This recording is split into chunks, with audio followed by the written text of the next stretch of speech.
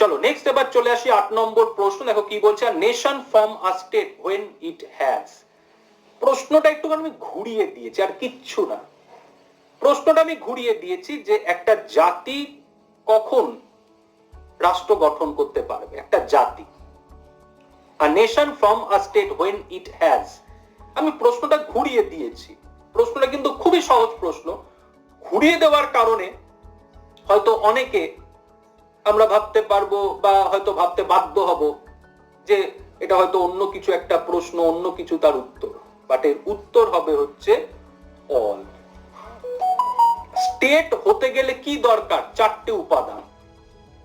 4টে উপাদানের সমন্বয়ে হচ্ছে একটা স্টেট। সেটা হচ্ছে কি? টেরিটরি, পপুলেশন, সভারেন্টি আর হচ্ছে গভর্নমেন্ট, তাই না?